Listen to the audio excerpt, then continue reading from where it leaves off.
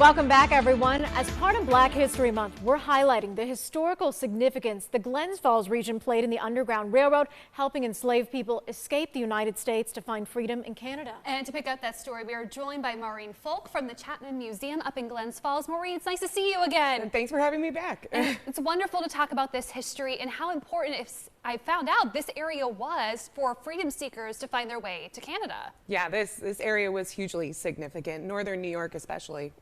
And so whenever we think about the Underground Railroad, about 100,000, it's estimated 100,000 slaves worked through over 40 years to find their way to freedom through multiple different routes, some to Canada, some to Mexico, others to Canada and some of the Indian territories out west. But what was important and really interesting is one of those routes took them right through what we now know as the Capital Region up to Albany, and then the talk that you're going to give on Wednesday at the Chapman carries the story through the Adirondacks. Yeah. So what was the importance and significance of that area in particular?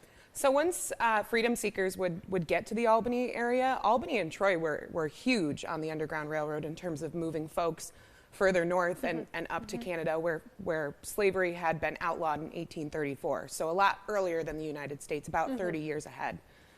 And so once they got to Albany, they were in close proximity to the Champlain Canal, the Erie Canal, and these waterways would have been hugely important for movement, and they could more easily get to where they needed to go using those waterways. So I think that's why Albany was so critical. And you've even pinpointed some of these exact stations that people stopped at. And I know we have some photos of those. Can you tell us more? Yeah, so it's hard to determine with certainty that something was a station. Sure. It's a lot of oral history and legend, so it's hard to say with definity that it was. But places like the old Fort House in Fort Edward have been rumored to be a station, the old Rice House in South Glens Falls, the Parks Bentley Mansion in South Glens Falls also.